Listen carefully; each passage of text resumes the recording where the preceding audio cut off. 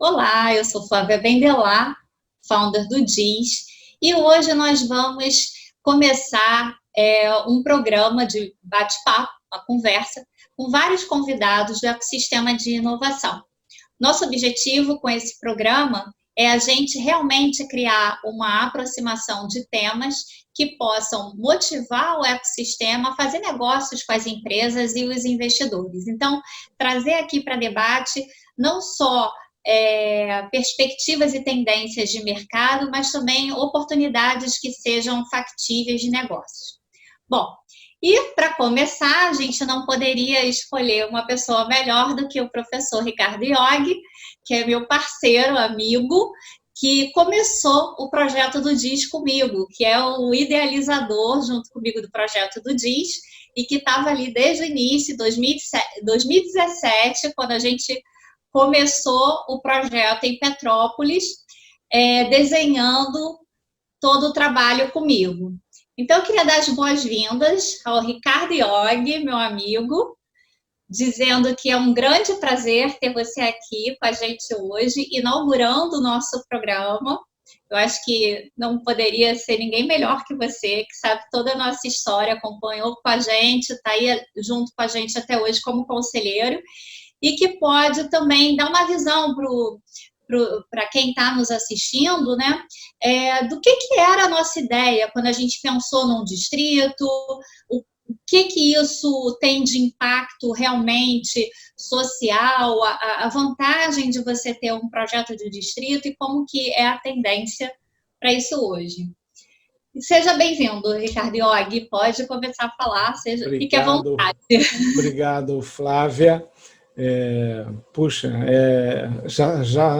Já passou 3 anos, né? Então o tempo passa muito rápido. Eu não tinha essa noção de tempo aí. Mas a ideia lá atrás, né, em Petrópolis, foi pensar a inovação no seu motivo maior, que é gerar impacto social, né? Qualquer iniciativa de inovação, e olhando para o ecossistema, ele tem que provocar um impacto social, quer seja gerando emprego, melhorando a qualidade da vida da sociedade, enfim, criando esse legado de alguma forma, e de forma sustentável, né? Então, a gente fica muito feliz em enxergar a evolução do distrito do DIS, né, do Distrito de Inovação, o conceito também sendo implementado. Quando a gente fala de distrito de inovação, ele é um conceito muito ligado à geração de impacto, então está super alinhado como que vocês têm feito esse programa, né, e bravamente abrindo as portas aí, e estão trazendo um conceito bem interessante, que é o de um distrito de inovação mais digital, né? Vou dizer até, eu tenho falado muito sobre o Phygital, né? Que é o melhor do mundo físico com o melhor do mundo digital, e vocês talvez foram um dos primeiros a levar o conceito dessa forma híbrida, onde você pode estar extraindo o melhor do mundo analógico com o melhor do mundo digital, e com isso o DIS pode gerar muito mais impacto, né? Pensando que os programas podem estar não só concentrados numa região geográfica, mas também pode gerar sementinhas em várias regiões aí no Brasil e, de repente, mais tarde para fora do país também. Então, é um prazer estar aqui para a gente bater um papo, falar um pouquinho sobre ecossistema de inovação, inovação aberta, falar um pouquinho dos Innovation Killers, que eu adoro falar também, né? Que são os desafios que a gente tem quando se fala de Open Innovation. Então, vai ser um papo super legal, descontraído, como a gente sempre gosta de fazer. Então vou começar aqui, né, falando exatamente sobre essa tendência do Phygital, que você falou, né, dessa mistura entre o físico e o digital. Quer dizer, a gente fez esse movimento, o DIS incorporou esse conceito, porque a gente começa com um piloto em Petrópolis, onde a gente ficava fisicamente dentro do Serratec, que é nosso parceiro, que é um polo de tecnologia, e a gente conseguiu congregar ali não só startups e players da economia local, como também de toda a academia. E isso foi muito positivo, né? Para ver como que a gente pode, conectando todo mundo, fazer com que negócios aconteçam. A gente levou o Startup Rio lá para Petrópolis também, fizemos um acordo legal com a Firjan.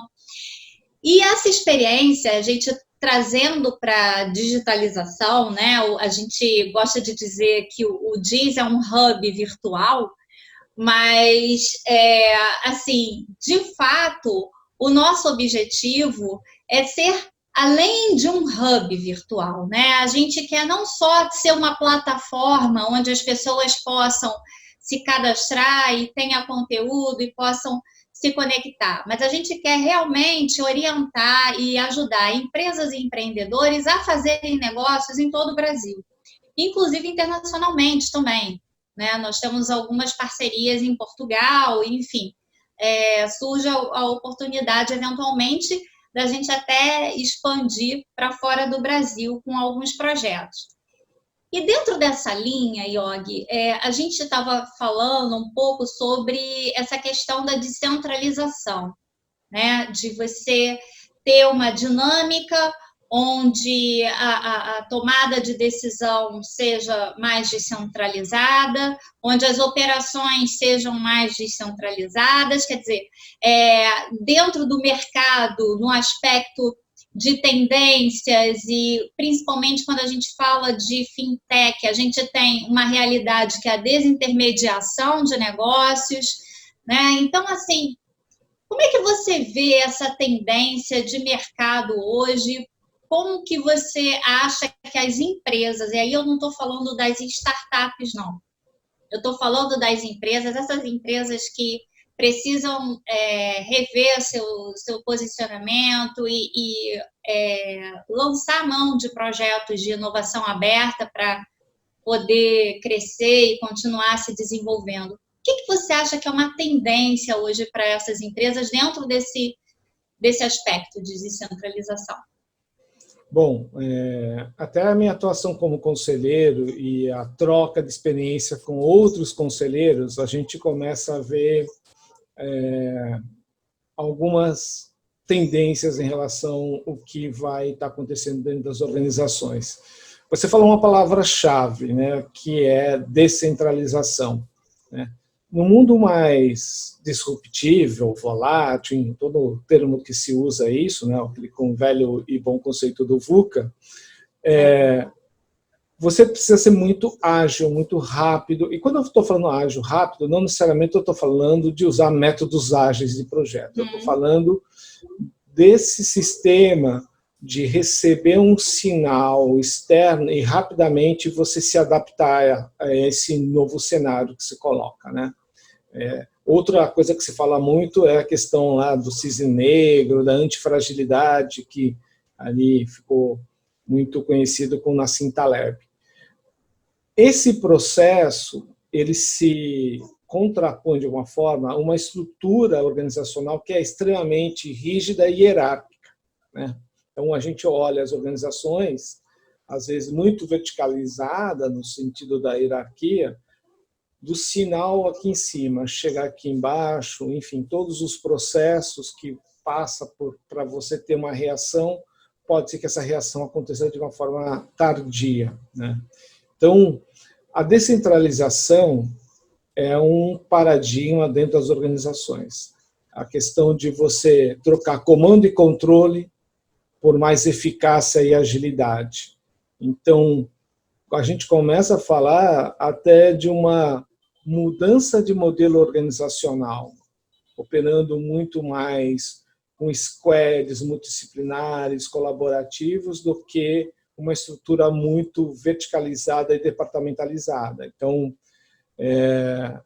e agora, com tudo que está acontecendo, as organizações sentem a necessidade dessa estrutura mais flexível, né? Colocando um empoderamento na ponta também, né? Mas o que é interessante é que isso ressignifica o conceito de liderança.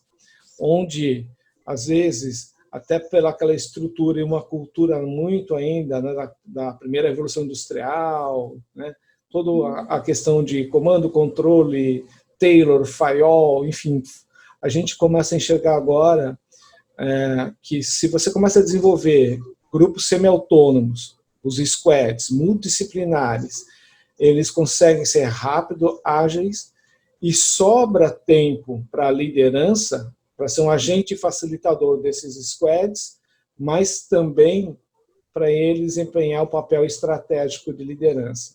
Então, ele tem um tempo que ele ganha porque ele deixa de fazer até um microgerenciamento nesse sentido. Aí a gente tem grandes desafios, mas grandes oportunidades para as organizações que começarem a entender que isso vai ser uma demanda para um mundo onde a presença dos cisnes negros vão ficar cada vez mais frequentes, né? E a gente poder fazer a organização ser uma organização mutante. Ela vai se adaptando ao cenário porque ela tem essa flexibilidade. Então, a gente tem um trade-off comando-flexibilidade, mas eu acho que a gente está começando um processo. Toda vez que a humanidade foi confrontada com um grande desafio, ela dá um novo salto, ou tecnológico, organizacional, enfim, um novo modelo se forma. Eu acho que a gente está vivendo esse momento aí, Flávia. E aí a gente vê que as pessoas é que fazem a diferença, né, para os negócios realmente acontecerem. Quer dizer, a tecnologia ela é importante, ela é disruptiva muitas vezes, mas assim, quem tem a inteligência, a criatividade, né, e a capacidade de usar essa ferramenta tecnológica a favor de uma evolução é o ser humano, né? Então, eu estava ouvindo você falar sobre o conceito, né, de liderança, novo papel da liderança, e eu tenho falado muito sobre a liderança inovadora, que é, na verdade, esse líder que não só atribui a si o papel de ser um agente transformador, como também de incentivar e promover esse tipo de ambiente dentro da sua organização. E aí eu estava aqui pensando, dentro dessa linha de evolução das empresas, né, para elas estarem cada vez mais competitivas e ágeis para atender as demandas de mercado, a gente encaixa bem a oportunidade de um projeto de inovação aberta, né?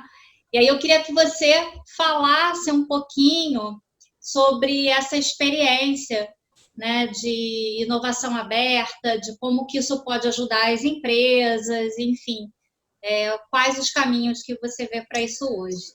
Não, enxergando que o mundo demanda uma agilidade maior e você só contar com a sua estrutura interna, primeiro, né, como quando a gente começa a falar do conceito de Open Innovation lá, quando o Chesbrough coloca novas entradas no funil e novas saídas do funil de inovação, a gente está falando de, primeiro, você trazer novas ideias externas para a organização é como você abrisse a janela e desse uma oxigenada também, né, da forma da organização pensar.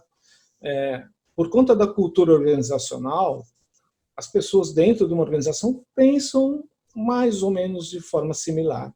Ao momento que você abre a possibilidade de ter Open Innovation, de inovação aberta, você está trazendo ideias, sugestões, recomendações de atores do ecossistema que não estão dentro da organização. E isso abre um leque de possibilidades. Então, você amplia o seu radar em termos de possibilidades que você pode estar fazendo. O segundo ponto importante de inovação aberta é que não necessariamente uma iniciativa de inovação ela vai sair da forma tradicional, virando um produto, um serviço da sua organização, mas ele pode virar um spin-off.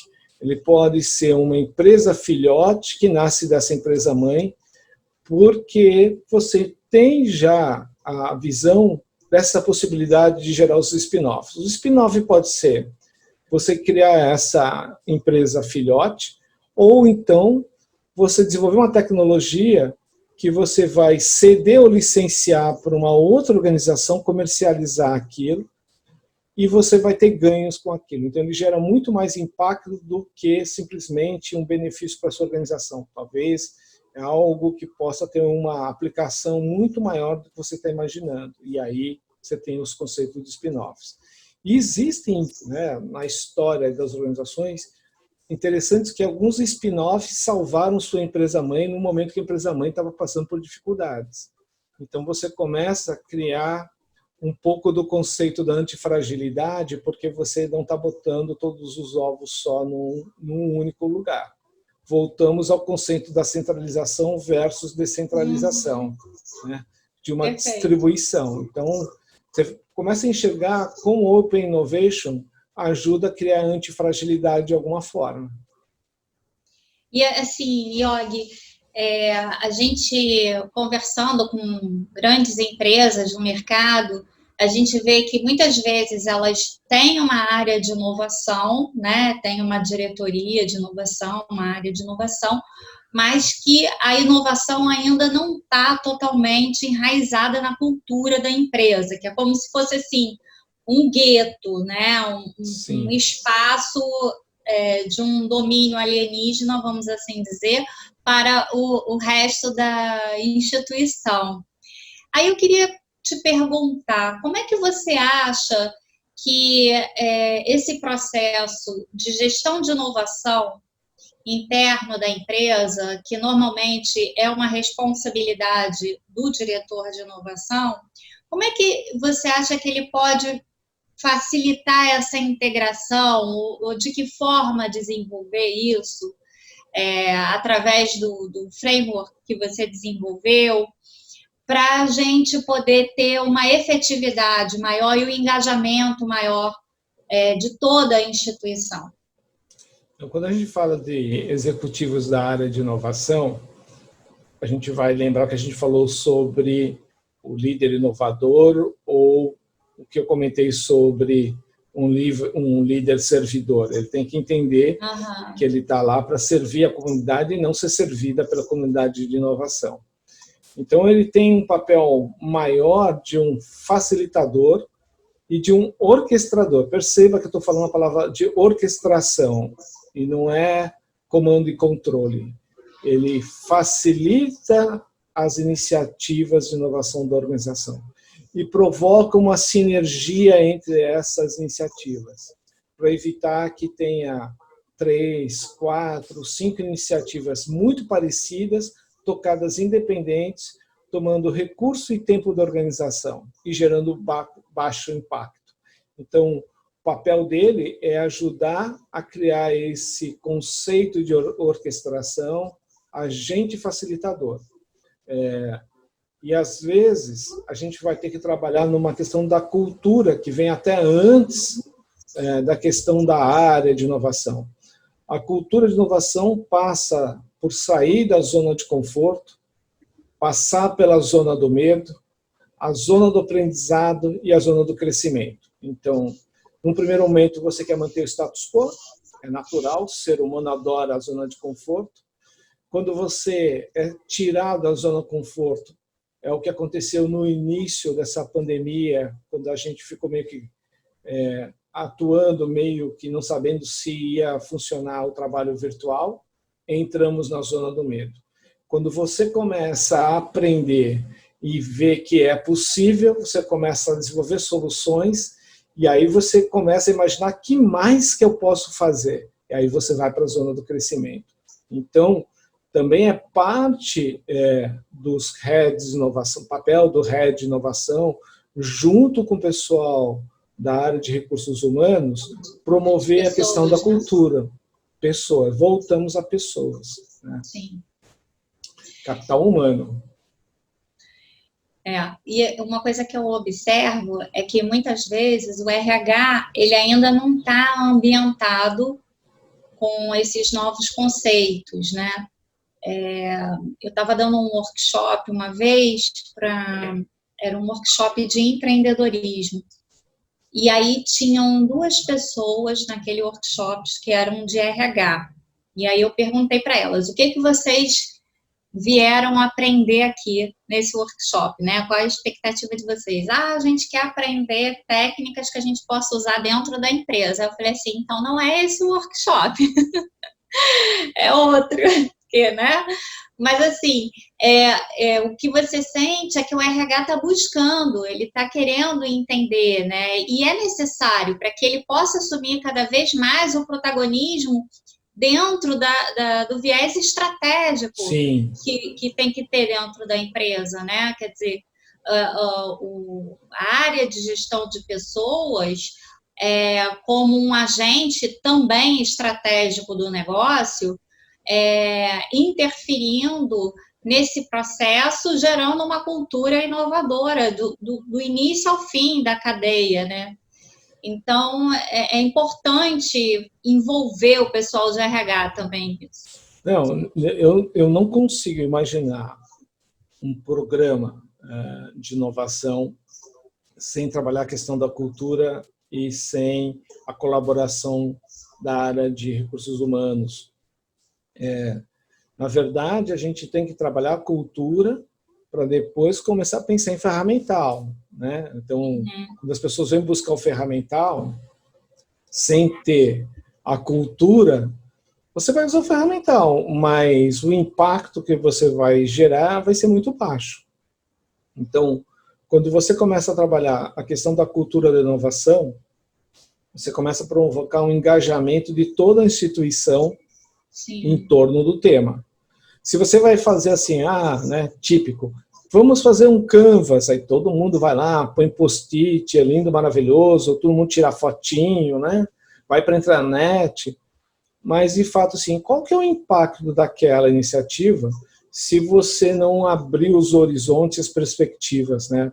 Você vai fazer mais do mesmo, né? Então, a ideia de inovação, de Open Innovation, é você abrir as possibilidades, né? É ter um radar mais amplo do que você tentar fazer um pouquinho melhor do que se faz hoje, né? Então, eu sempre falo, às vezes você tem que ter um questionamento, uma provocação, esse processo não pode ser melhor, então é um pouco nesse sentido, né? Às vezes você olha um problema e não tem a visão sistêmica, né? A gente tem aquele livro lá do Peter Senge, lá, O Quinto Elemento, visão sistêmica. A gente precisa enxergar o problema. Então, quando você tem, eu sempre dou esse exemplo, a gente tem, o seu desafio é a fila que tem no seu posto de atendimento, qualquer que seja a organização. As pessoas começam a pensar, eu vou colocar um totem para tirar uma senha, vou botar cadeiras confortáveis para as pessoas sentar, vou botar um cafezinho, vou botar um display de LED, porque ela vai olhar a senha e vai ver o display, vai acompanhar, ou então ele vai fazer uma triagem lá no totem para criar várias filas, né, para não ser um processo puramente serial, mas sem paralelo, já é alguma coisa. Mas quando você é um pouco mais disruptivo, você questiona, por que eu preciso ter o posto de atendimento? Por que eu não posso? Por que eu preciso ter a fila? Por que eu preciso ter a fila? Ou o posto de atendimento? Porque eu não posso fazer isso digitalmente, por exemplo. Então, essas provocações é que a cultura de inovação gera. Senão você vai fazer o canvas para fazer o totem, fazer o painel com LED, enfim. Então, esse é o ponto onde a gente vai tentar provocar com a cultura, é ampliar as perspectivas, os horizontes.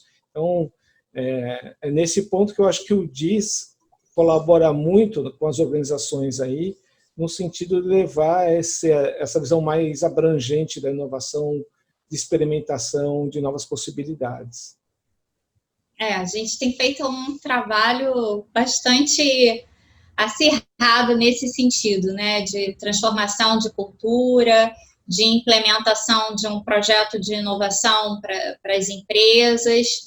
E também, do outro lado, a gente está preparado para auxiliar aos empreendedores. A gente costuma trabalhar muito por verticais setoriais, né? Então, a gente acredita muito que a inovação, ela cada vez mais está migrando para a cadeia produtiva dos setores econômicos, né? Uhum. Então, uma vez que você está pegando cadeia produtiva para que todo aquele setor da economia cresça, se desenvolva, faz sentido você ter programas que integrem essa cadeia, né? Então, de repente, uma empresa de óleo e gás, você monta um programa para aquela empresa, vou pegar aqui um grande player do setor que ninguém vai questionar, Petrobras.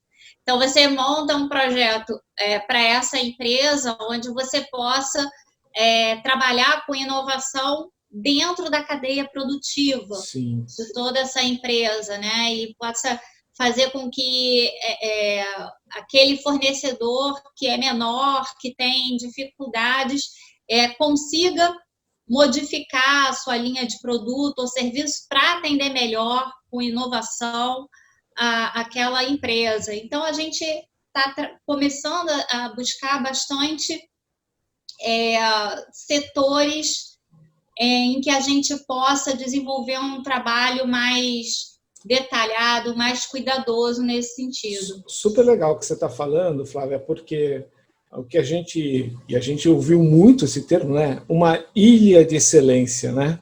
Então, às vezes, o grande protagonista de uma cadeia de valor, ele é uma ilha de excelência.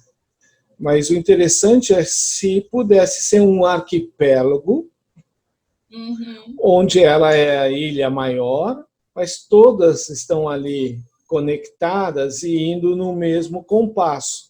Senão você começa a criar um grande descompasso com os seus fornecedores parceiros e aí, enfim, você começa a criar os próprios gargalos. Se você começa a ser uma organização super eficiente ou até mais eficaz, mas quando você vai se conectar à cadeia, a cadeia não acompanha.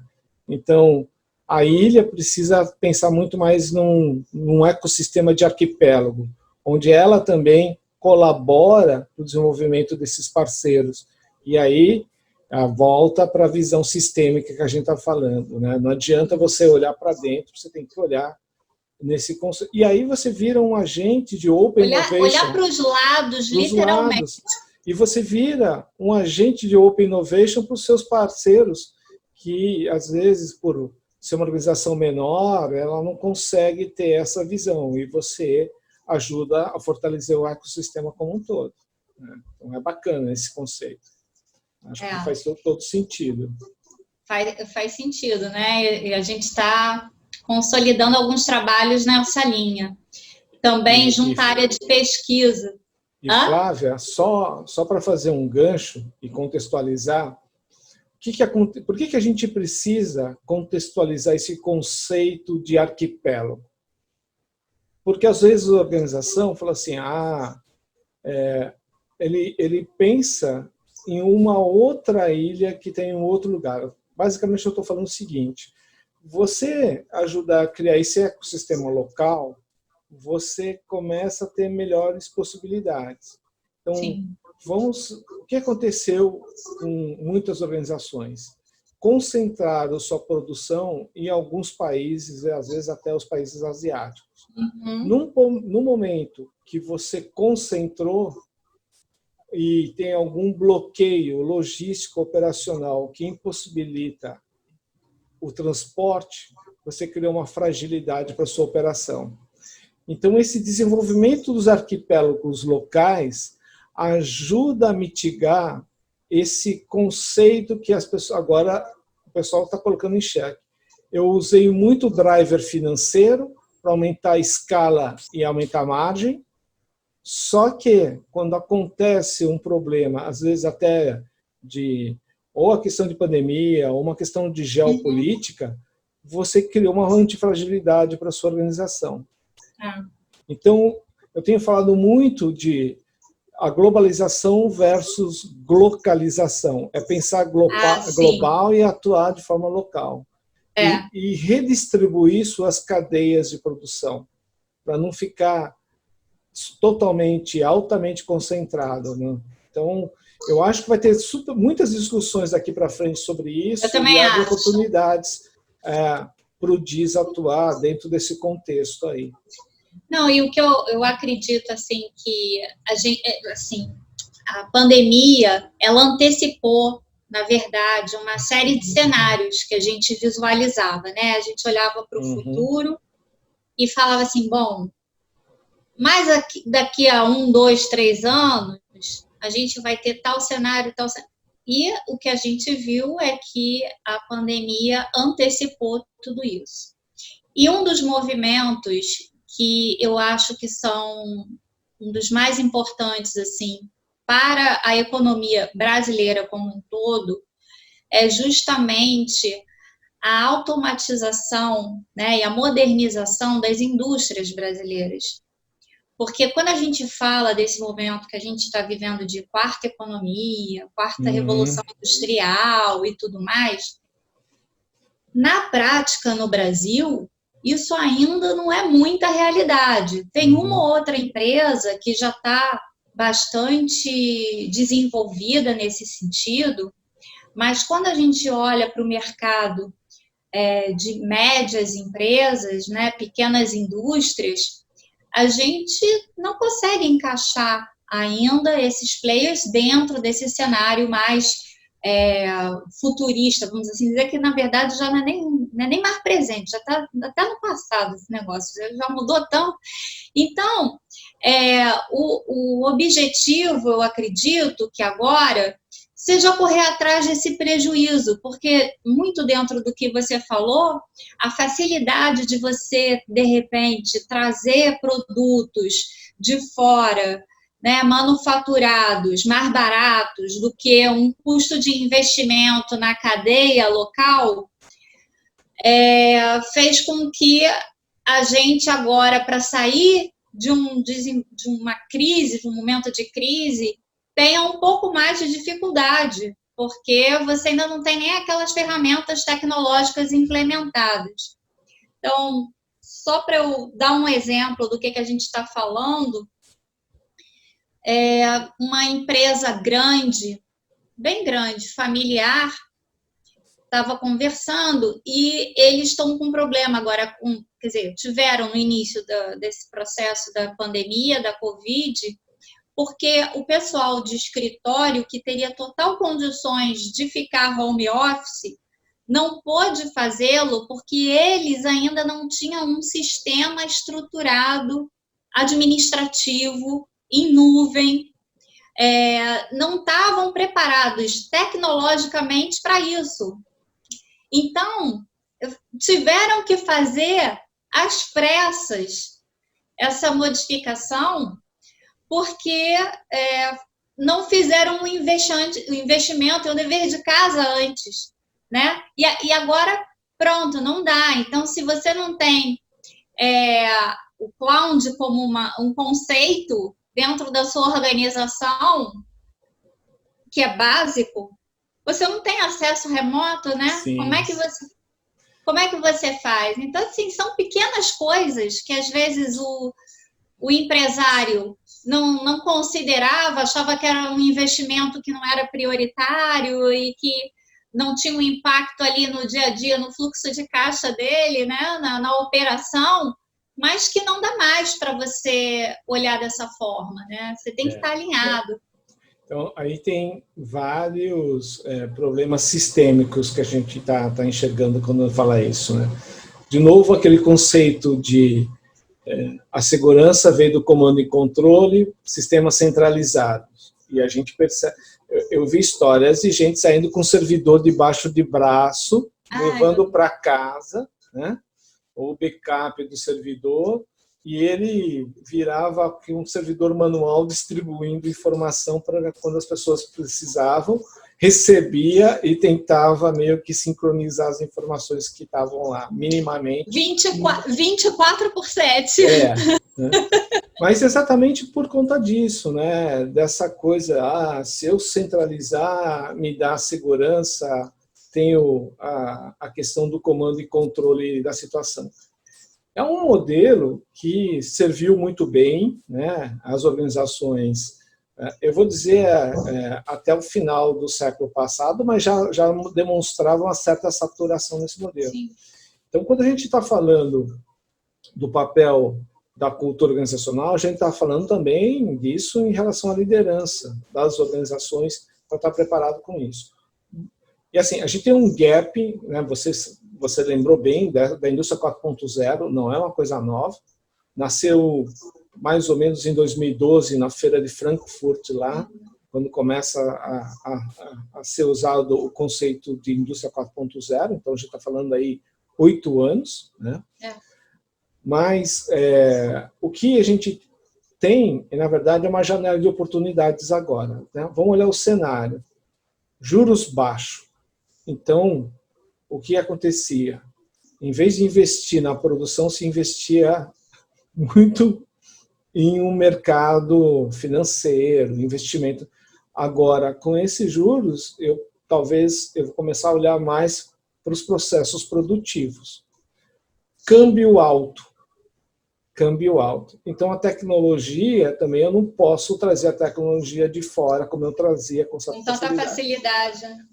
E aí, o bacana disso é que, tanto dentro das universidades brasileiras e das startups, e eu já fui mentor e participei dos pitches de investimentos das startups do Inovativa Brasil, existem soluções bacanérrimas, tanto do mundo das startups para geração de dado, né, fazendo monitoração de equipamento analógico, né, que ainda não está preparado para mandar sinal, porque a indústria 4.0 vai usar IoT, Internet das Coisas, mas precisa ter o dado do equipamento, pressão, temperatura. E existem startups brasileiras trabalhando em aparatos para começar a criar esses sensores para mandar para a nuvem. Como existem tecnologia dentro das universidades brasileiras, dos núcleos de inovação tecnológica, dos ICTs. Olha que bacana. Só que, como era muito barato importar tecnologia, às vezes as organizações, e também não olhava a questão de investir na produção, agora você tem um cenário que, assim, eu estou tentando enxergar um cenário otimista, uma janela de oportunidade, né? Positivo, para que a gente possa usar esse momento a favor e tirar esse gap da indústria 4.0 do Brasil. Então, se a gente enxergar esse cenário, eu sempre falo o seguinte: o Brasil não vai ser uma super referência de indústria 4.0 no nível que são os países, tipo a Alemanha, que estão já 8 anos ali, né? E além disso, né, antes disso também investindo. Mas o Brasil pode ser referência de indústria 4.0 para países emergentes, que estão na mesma situação que nós estamos, né? E aí a gente tem um parque tecnológico, o ecossistema de inovação, startups, um ecossistema aqui muito robusto. Eu acho que aí, se a gente explorar isso, a gente ajuda o país, ajuda as organizações e ajuda numa retomada da economia. Então, essa é a minha visão sistêmica, tentando enxergar uma janela de oportunidade desse momento que a gente está vivendo. Não sei se eu sou otimista demais, mas eu prefiro pensar nisso do que a gente começar a pensar, né, em que tem um caminho, tem uma luz aí nesse cenário, considerando aspecto da desvalorização do real, dos juros baixos, do ecossistema que nós temos trabalhado aí há muito tempo, né? Então, eu tenho feito uma interação muito forte com o Ministério da Economia, Ministério de Ciência e Tecnologia. Tem iniciativas legais. Aí a gente, talvez, por conta de nunca ter parado para explorar isso, a gente não enxerga essas possibilidades. E aí eu acho que agora é dar luz a esses movimentos do ecossistema como um todo, e a cadeia produtiva, né, voltando para os arquipélagos, a gente abraçar isso para a gente não só salvar, né, a economia, a indústria, mas que a gente possa ser ter um protagonismo na indústria 4.0 para países irmãos numa situação parecida com a gente.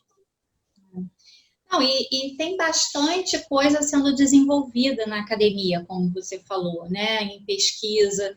Então, assim, a gente trazer esse universo, né, do pesquisador, da solução, da invenção que está sendo prototipada e testada lá na academia, para o mercado observar, analisar e poder até validar isso,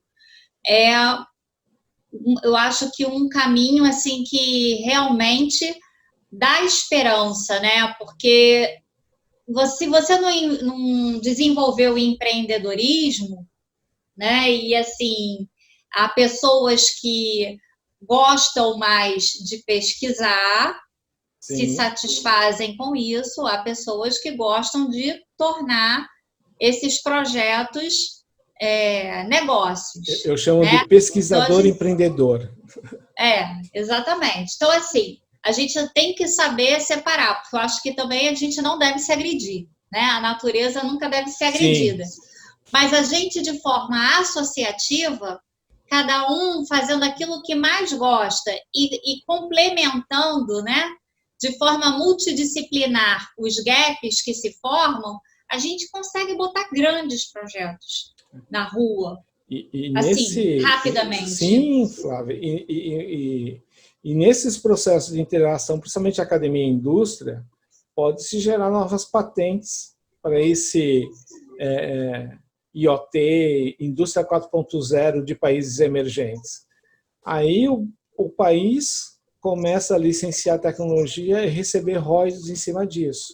Então, eu acho que a gente tem possibilidades daqui para frente que a gente deve explorar. Né? Eu acho que, pelo menos, tentar, pelo menos começar a enxergar o que é de fato o ecossistema, né? Não, e eu acho assim, nós temos alguns instrumentos positivos para isso também, né? Que, por exemplo, a lei de incentivo do PDI, né? A lei do bem, a lei de inovação, são instrumentos que podem ajudar e facilitar nesse momento a fazer um investimento, né, na ponta lá da investigação, né, da pesquisa. Tem tudo, a lei da inovação, a lei do bem. A gente também tem, você falou do mercado de petróleo, né, mas a área de energia e telecom são os fundos setoriais, né, para recursos de P&D. Então, fora os outros instrumentos de apoio e incentivo das agências de fomento, das FAPs, por exemplo. Então, a gente tem muita coisa que, às vezes, nunca se parou para pensar e começar a criar um planejamento estratégico de inovação. As ações eram táticas.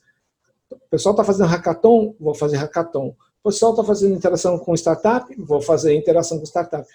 Tem que se pensar no desenvolvimento de o framework nasceu muito dessa provocação, de pensar um planejamento estratégico onde eu vou ter interação com a academia, interação com startups, mapeamento tecnológico, parceria tecnológica, competição, que é eu ser parceiro de um potencial ou de um concorrente para o desenvolvimento de uma nova tecnologia que possa criar um novo mercado. Então, são coisas que eu estava hoje conversando com uma grande empresa, né, e falando exatamente sobre isso, né, que a gente, um conselho de administração hoje tem que gastar uma boa parte do seu tempo pensando nessa inovação estratégica da organização, por conta de todo esse cenário totalmente disruptivo. Um ponto que eu tenho colocado, as pessoas me perguntam, como que eu sei que a empresa é engajada? Porque se você perguntar, todo mundo fala assim, não, nós somos engajados com a inovação. Para mim, engajamento tem uma forma de você mostrar muito simples. Coloca o orçamento de inovação. Você ter um dinheiro carimbado para as iniciativas de inovação. Se você é uma empresa pequena, tudo bem, coloca o que você pode, mas tem que ter. Eu costumo dizer que até o pipoqueiro, na frente do cinema, ele tem que ter um dinheirinho reservado para ele pensar na inovação. Para a curva de aprendizado, para usar o WhatsApp, marketing digital. Esse, para ele, é o P&D dele. Mas ele tem que ter o dinheiro. Então, para mim, qualquer organização que vai falar que vai ser sério com a questão de inovação estratégica, ele vai carimbar o dinheiro. Fala assim, está aqui o orçamento anual que eu vou investir nas iniciativas de inovação. E assim, tirando aquelas empresas que investem em P&D, e eu vou botar o I ali no final, de inovação, não é só pesquisa e desenvolvimento, eu estou falando qualquer iniciativa como um todo. E aí ele tem um orçamento. Em cima disso, ele começa a cascatear para as iniciativas, enfim, com academia, com startup, né? E gerando muito resultados esperados dentro dessas... É um portfólio de investimento, né, Flávio? Nem preciso falar para você como faz sentido pensar, enxergar isso como um portfólio de investimento. Eu achei legal você falar, né, sobre esse tema, abordando essa expressão de inovação estratégica, que é um termo que eu uso muito, e que as pessoas ficam assim, às vezes, né, um pouco, sei lá, perdidas ou descrentes com relação a isso, porque ainda é muito associado, a questão da inovação, ela ainda é muito associada à tecnologia, né? E as empresas ainda não conseguiram enxergar que a inovação, ela tem que estar no planejamento estratégico, né? Ela tem que fazer parte de todo o conceito de desenho da organização, para que você possa ter inovação acontecendo o tempo todo, em todos os meandros da organização, porque é só assim que você vai ter uma capacidade de vencer o mercado, né? A concorrência que está aí o tempo todo surgindo, porque você hoje é dono de uma tecnologia ímpar. Amanhã surge uma startup, faz uma outra coisa que tem um resultado parecido, bem mais barato, e ganha seu mercado. Então, você tem que estar o tempo todo preparado para isso, para esse movimento, e olhando estrategicamente inovação, né? Assim, eu gosto muito dessa expressão de inovação estratégica. Não, compactuo com você sobre isso, porque o que a gente enxerga muito é a ação tática de inovação. Muita empresa fazendo hackathon, muita empresa fazendo interação com startup, mas, assim, falta o pano de fundo, falta a orquestração que a gente está falando aqui, falta o big picture. E isso faz toda a diferença, né? Eu costumo dizer assim, as interações táticas, você vai dar voo de galinha, né? Você vai fazer um voo pequeno. Você tendo essa orquestração, você tem uma sinergia das iniciativas, complementaridade, um ambiente mais colaborativo. Tem empresas que têm hackathon de cada área, aí você começa a não fazer sim, muito sentido, né? E num momento que tempo, recurso é precioso e escasso, você precisa otimizar os recursos que você tem. Então, eu já até participei, desculpa te cortar. Não, imagina. Né? Aqui só para dar exemplo ao que você falou. Eu já participei de processos, não de hackathon especificamente, mas de workshops de ideação para organizações que, no final das contas, eles nem sabiam o que iam fazer com aquilo. Então, assim, já perdeu o sentido na largada. Porque depois, o que você vai fazer com essas ideias?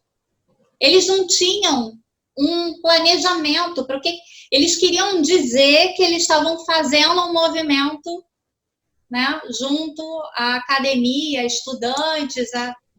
Essa é a provocação que nós temos feito muito, né? Assim, É para colocar na intranet? É para botar na rede social? Ou você está realmente comprometido e fazer algo que tem uma visão mais sistêmica de inovação? E eu acho que a gente tem um desafio, né? Sempre lembrando, né?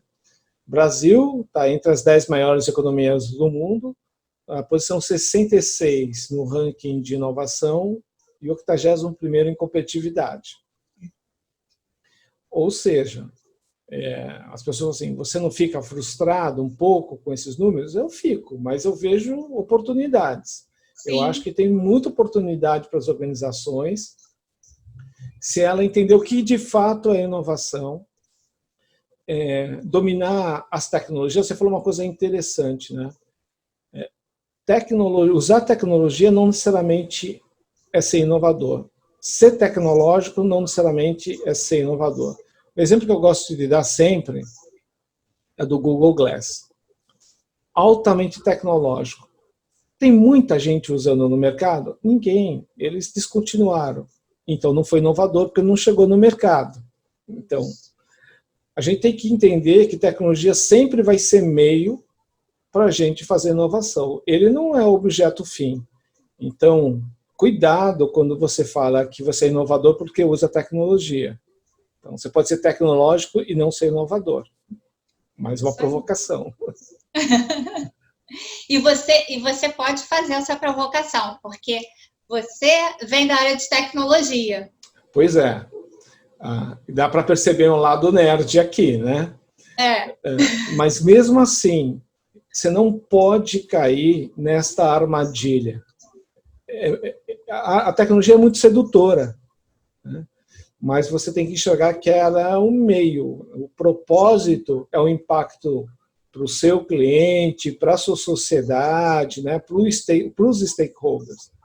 Se você enxergar isso, ok. Agora, quando você vai para a tecnologia por tecnologia, aí você está indo para o lado sombrio da força, está indo para o dark side, né? Eu costumo dizer uma frase que o povo, às vezes, olha assim, de meio cara feia para mim, né? Principalmente o povo de tecnologia. Mas eu realmente acredito nisso que eu vou dizer. Eu acho que tecnologia commodity e inovação é premissa. Eu acho que se você não tiver essas duas ferramentas na sua mão, no seu dia a dia, para construir o seu negócio e crescer o seu negócio, você não tem nem como descer para o play, sabe? Então, é muito importante essa conscientização, porque às vezes a gente vê ainda muita empresa fazendo gestão em cima de, eu vou usar a planilha Excel, mas provavelmente a maioria hoje já tem sistemas financeiros mais sofisticados, mas eu sou da época do planilha Excel, então ainda tem muita empresa que olha para a planilha Excel, administra com base em custo e não vê pela perspectiva estratégica do negócio. E isso é um horror para um país que vem há 5 anos em crise, né, e que agora é pego de surpresa por uma pandemia e que tem que se reinventar para sair dessa crescendo a economia. E você falou um ponto aí que eu volto para o conceito da governança ambidestra. Eu tenho que buscar excelência operacional, mas se eu só olhar isso, talvez você resultados excelentes financeiros, mas eu estou matando o futuro da organização. Então eu tenho que enxergar que eu tenho que olhar para a excelência operacional, mas eu tenho que começar já a fazer o roadmap de mutação da minha organização para o que ela vai ser no futuro. Se a gente olhar a história das organizações, fabricantes de computadores que viraram referência de mercado pivotaram o seu negócio porque o computador virou commodity e buscaram, dentro do mundo da computação, algo que desse maior protagonismo, né? Então, acho que é importante também pensar nessa ambidestria para você não cair também na armadilha só de uma excelência operacional, financeira, e eu continuo acreditando, né, em todos os aspectos aí, de DRE, balanço, mas eu também enxergo que só isso não é o suficiente para levar a organização para frente. Então, é mais uma ferramenta para decisão, tomada de decisão e análise estratégica do negócio, né? Eu posso fazer um processo altamente gerencialmente aí, com resultados maravilhosos, mas não preparar para uma digitalização da empresa, ver uma pandemia, eu tenho caixa, talvez que eu vou segurar um pouco a minha operação agora, né? Vou conseguir pagar a folha de pagamento, reter um pouco, mas eu não criei um ambiente que me facilitasse operar digitalmente agora, né? É o exemplo que você deu lá do servidor lá com o sistema de controle que não está... Exatamente. Então, de repente, se você olhar o balanço dessa empresa, os resultados, altamente positivos, porque ela também é uma das líderes do setor dela. E aí, de repente, ela deixou de fazer esses investimentos e isso favoreceu aí até o resultado que ela teve, né? Ela não fez o CAPEX, melhorou o OPEX dela, só que ela comprometeu o futuro da organização de algum modo. Então, é interessante que os conselheiros hoje das organizações também estão repensando a forma de balancear um pouco esse contexto, né? Por isso que eu falo que a ideia de Innovation Boards, que é um conselho consultivo focado em inovação, apoiando o conselho de administração, é algo interessante para as organizações, né? O DIS também tem possibilidade de ajudar a estruturar esse tipo... A gente também faz esse serviço. Para estruturar uma governança de inovação através de um conselho consultivo, né? Então, tem N possibilidades. É importante. Yogi, eu vou te agradecer, já está, acho que já está no a gente nem viu o tempo passar, né? Se deixasse, eu ficava falando aqui com você até amanhã. Mas a gente pode desligar e continuar conversando. A gente pode pensar numa segunda sessão depois, aí, então, mas vai ser legal. É sempre bom quando a gente conversa, né? A gente está sempre tendo ideias depois em cima do papo que a gente não é? bateu. É muito bom. Muito obrigada. Inauguramos o nosso Diz Aí com você, que foi uma honra recebê-lo aqui. Você que fez parte de toda a nossa história, continua fazendo, né? Como nosso conselheiro. E quero te agradecer muito todo o apoio, toda a ajuda esse tempo todo, a sua participação conosco. E vamos junto. Não, muito bom. Eu fico muito feliz, né, de ver como o DIS evoluiu ao longo desses 3 anos, como vocês virtualizaram, né, que eu acho que esse foi um movimento muito certo que vocês fizeram.